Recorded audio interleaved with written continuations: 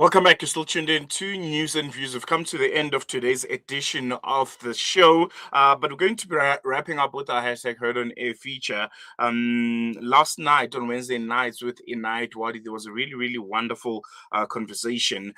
He spoke to some global leaders of the Sumud Flotilla who joined him to discuss some very, very important pressure points regarding the Global Sumud Flotilla, the politics of international solidarity with Palestine, and they've also outlined some of the plans that they have for the 2026 leg of the Global Sumud Flotilla. They're going to be going bigger than they've ever gone before to try and break the siege on Gaza and to deliver much, much needed humanitarian aid to the children, men, and women of Palestine. So if you missed that conversation, we're going to be wrapping up with it from our sister show Wednesday nights with Inai Wadi. Otherwise, from myself, Salalo Makwidiri, and the rest of the crew, it's Shap for now. So I want to mention that during the 2 years, we always mention it that it never started in the 7th of October. It's an occupation that began way before. It's an ongoing apartheid genocide. So now when the Israeli occupation and the American administration are trying to say that we have done a ceasefire now, we don't know, we don't need any more support for Palestine, and Global Sumud Flotilla and any other initiative or action has to prove that no, we are standing with the Palestinian people for their right to emancipation. This is our role as a human rights activists, as supporters, as Southerners, or as countries who have witnessed occupation. So now when they are trying, I'm talking about the enemy, when they are trying to hide the truth by this propaganda of repeating it's a ceasefire. No, it's not a ceasefire. Palestinians are not numbers. We are talking of 13 persons dying every day, and it is not. It never ended unless this system of occupation and apartheid and ongoing genocide. People are dying every day. They are way before dying, Palestinians, before the 7th October, and they are still dying. So I think this is our duty. We keep on trying to support the Palestinians in their struggle, in their fight to emancipate, and to face this brutality of killing by all means. They are deprived from all means. They are dying out of cold, of rain, of hunger, of killing, of bombing. So I think, like all of us, like all other people, when we have tried to emancipate from colonialism, we stood up together against the colonialist system. So now it's our turn to support Palestinians in their fight, and to look for and to be really humans, because as I've said, Palestinians are not numbers, not because they were killed by thousands and now by tens, that it's not important. It is still important, and that's why we are keeping on breaking the siege, on supporting Palestinians, and doing all what we can do it's our duty. Well, certainly it is. Susan, just to bring you back into the discussion now, just looking at your biography and looking at, someone as a teacher, as a translator, and also as a politician, but you wear so many hats, and obviously you are an activist as well. Just looking at it from your perspective, and also looking at it from Norway, I'm sure that the Global Sumud Flotilla mission obviously is supported a lot in your part of the world. And let's just try and talk about the level of support that you are getting to be part and parcel of this global movement. I have to start by saying two things, important things.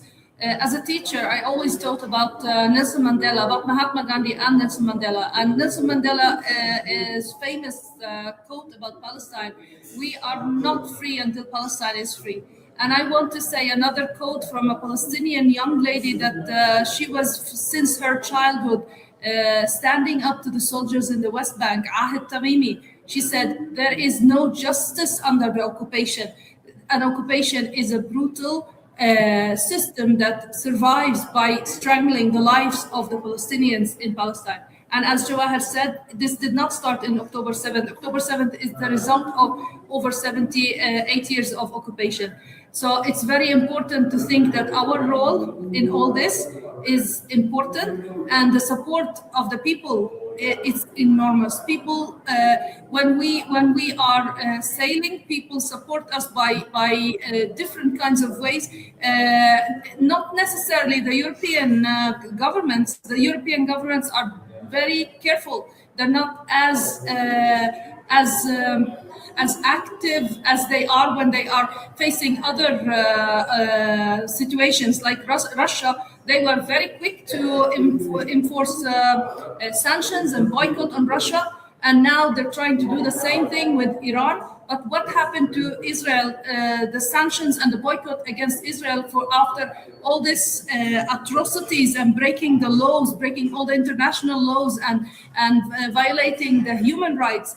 There is no sanctions, there is no boycott, and that is not acceptable. But on the people's level, we have a very huge support, both in Norway and the rest of Europe. Like, the people are on the right side because this is an ethical side. You cannot not support the Palestinian cause. You cannot stand by and watch and not do anything. It's on our conscience. And it's lately we have seen the football legend Guardiola. He said, "I'm not neutral, I am Palestinian." And it is times, at these times, we have to be Palestinians, all of us. Well, certainly, and I think you make a very, very strong point. You make a very, very powerful statement, Susan, when you're saying we are all Palestinians. And this is something that we've learned over the last 2 years. And I think for many of us that are also sitting on this panel right now, whether it's Channa, yourself, or even Maimon as well, we all know that we've all, had a history of apartheid, a history of colonialism that we have obviously been suffering in terms of discrimination. But I'm sure, Maimon, when you look at what is taking place to the people of Palestine and Gaza, this is about the worst that any nation in the world can actually suffer as a result of the genocide, the ethnic cleansing, the brutality, the barbaric manner in which this brutal Zionist machinery has actually been acting in Gaza and also all over Palestine, whether we're looking at the West Bank, whether we're looking at Jerusalem, we're looking at Al-Quds. And this has been the suffering of the Palestinian people. Yes. I lost many sleep, I have to tell you. I mean, I wake up right at the beginning of nighttime for Gaza, because that's usually when the bombing is starting. And since I'm also working in independent media, and then it'll be my job to tell the people the news, it's really eating me in a way that at the beginning it's really difficult to sleep. Sometimes I could not eat. It was like depression, I would say, because you see it's really in front of you. You see it minute by minute, and sometimes I had to get away because it's just too much. I mean, even I had a severe headache because kept crying. And the feeling, the hopelessness feeling is not just me feeling it, but majority of Indonesian people also feel the same. Because you see, the Palestinian occupation is with us, and the social media really bring it home. With your mobile, you can directly see the live stream bombing. So for us, it is really the worst, and it's not just me. I mean, many of my friends said I could not sleep last night when I see Anas Al-Sarif being killed. I cry. I didn't know him personally, but then he was like part of my life, and losing him like losing a family, and that's how we Indonesian feel. When we also feel like the burden of the biggest Muslim majority, the biggest Muslim nation in the world, like is in our soldier. like we are the one who should take care of our big sister, our brother and sister in Palestine. And so when we could not really help, it's like, painful, because like you are hopeless. They say you useless. And so it's that's the reason why I joined Global Sumud Flotilla, because you see, I've been doing lots of Palestinian work even when I was a student. But then joining the Global Sumud Flotilla is like bringing the works to a higher level. And for me, it's helping, since like the feeling is not really a depression. It's not really like helpless, but we are doing something bigger together with our brother and sister, friend and comrade all over the world. That's how we feel. Well, certainly, Maimon, and I can understand the emotion that you are going through right now. And I think we all feel exactly the same. And believe me, even for someone like myself, as an on-air presenter, sometimes it's not easy. And that emotion actually overtakes you, because we haven't witnessed anything like this in our entire lives. And this is about the worst. And I think even for me, just to add to what you are saying, where you can't bear to see people, or and I'm sure Susan knows many a person who has been killed in this genocide. And for me, there were a number of people that I spoke to over the years. And when you hear that they've been killed, it actually hits home. It becomes very, very personal for all of us. So, we fully appreciate, we understand the emotion. But just coming back to you, Channa, as well, is, obviously you've had quite a lot of experience now as being an organizer or a coordinator. And this is something that I admire about the Global Sumud Flotilla movement is, people don't give up. We know what had happened was the last mission that had taken place, but we find that people will go over and over and over repeatedly. And this is what this latest spring flotilla is going to be all about, where you're going to be obviously looking at people, thousands of people from right across the entire world, once again, energized, recharged, motivated to make sure that this happens. Muted me. So, as the Susan said it before, the most of governments are either complicit or silent towards what's happening to all Palestinians, not only in Gaza. So this is what we aim, and it's our major aim, that we are not waiting for governments or for institutions to do things. We are doing it by ourselves, as people, as free people, as the humans that care about lives, that the humans that they care about, that they stand against oppression and all kind of atrocity. So this the spring mission is again about breaking the siege, because Palestinians still not they don't have they are not are responsible or have authority on their borders. They Ghazawi people or Palestinians in Gaza are still suffering from how to say it, from they are still dying, as I mentioned it before. So this mission is about doing our duty as people, as free people, as the humans towards this just cause. And we will keep on trying. It's not only about this mission. As long as if there is occupation and oppression and siege, we are going to keep on trying. And we are this. I'm gonna say something about South Africa, since we are in South African media. I've witnessed the amazing position of South Africa, not only as people but as a government or authorities too. So I'm calling to continue fighting for Palestinians, to continue supporting Palestinians, to do our duty, to talk about them. They kept saying to us, I remember, like Maimona said, that Palestinians, they asked, and Ghazawi people, they asked, do not forget about us. You remember the very beginning, do not forget about us. And we personally, I've promised I will never forget. I cannot forget. I've seen all this killing and bombing. I've seen it in videos. I spent nights, as Maimuna said, watching the killing before our hands. This unveiled the truth about this people, the Zionist occupation. And I promised myself that I will never forget. This is the least thing we can do. So we should not forget, and we should keep on trying. This is about the spring mission and all missions and all, not only the mission and the breaking the siege as Global Sumud Flotilla, but for all the boycott movements, for all the demonstrations in the streets, talking in media, talking in every place we can talk. We should never forget what happened because we promised it. Thank you.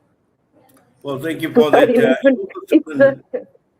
Yes, I know. Yeah, I understand. I do appreciate. And as I mentioned, one can see the emotion, one can see the passion in all of you in terms of what you are doing as well, Susan. And I think this, obviously, when one compares it to what the Palestinians have been going through, and I recall a few months ago, I spoke about the trauma and the psychological trauma of the Palestinians. And this trauma has been passed from one generation to another generation. Yet we see the Palestinians still strong. They stand up, they are proud, they are steadfast, and they still continue with the struggle. And for all of us that are supporting the Palestinian cause, we shouldn't be giving up.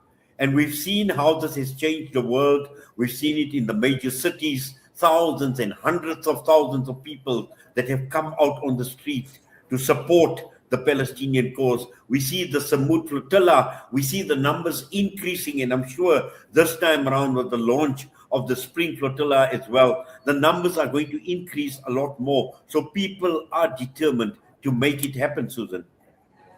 Yeah, I think that we don't have the luxury of giving up. People in Gaza have stood in the middle of the genocide all this time, and we owe it to the people of Gaza not to give up. And when you're talking about the psychological effect, Gaza has been under genocide, and it's not just the bombs that have been raining on Gaza. Israel has made sure that the people in Gaza feel isolated, feel left behind, feel alone. They have been throwing flyers, paper flyers on Gaza, the areas that were surrounded in different places where they're surrounding them, and not letting in any aid or any food or anything. Like, it was very devastating for people to read flyers from the Israeli occupation saying, "We are killing you, and the world is watching, nobody cares." And our message to Gaza: we care. We are the world. We are the people of the world, and we are not going to give up. We are going to continue doing our best to try to break the siege. And we should, in all this, remember also that in the West Bank, there are also violations. There are also ethnic cleansing. A lot of things that are happening in the West Bank are being escalated by the extremists that are in power, and they are doing everything to legislate and make it legal to ethnically cleanse more and more parts of the West Bank, and also to legalize death penalty for the Palestinian prisoners. We are very running out of time for these Palestinian prisoners, which is almost 10,000 Palestinians are in the Israeli prisons. And it's very important to think in all over the world, when you have a prisoner, when you have someone that is in prison, then these people have most probably gone through a process of a legal process and have been sentenced for something that they did breaking the law. In Palestine, Palestinians don't get a due process, don't get a legal process, and they definitely did not break any laws. The only guilt that they have is being Palestinian in Palestine. They're being arrested, being tortured, being treated in a way that we cannot begin to imagine how it's like, and especially that they are at all ages. Like, we know that there are children all the way to 8 years old are in Israeli prison, and there are the women, there are the mothers, there are the journalists, there are the doctors, all of them in prison by the occupation just for being Palestinian. And our sail to Gaza, the last sail to Gaza, we had 450 participants from all around the world, and they were kidnapped, arrested, and taken, and they were treated in a way. They came back and they told the world how they were treated, and that is with their European and different passports. They were treated in a way that it was mind-blowing how they were treated, and it only can make us stop and think, if this is the way the European nationals and the rest of the world nationals are being treated, how are the Palestinians being treated? So Absolutely. it's important to remember all this. Remember, don't forget, we are not forgetting Gaza. We are not forgetting Palestinians in the West Bank. We're not forgetting the Palestinians in the detention, in the Israeli detention. It's very important to remember them. The time is running out for them. We have to stand up. We have to do our best, and we have to have other people with us. We have to try to get more and more people to join us, and it's very important now.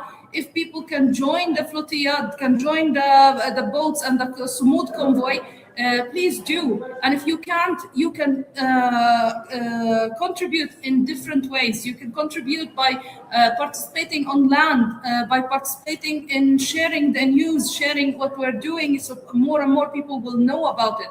So we need all the efforts that we can get. We are doing our best, and we need more people to join us so we can have a bigger and more amplified impact.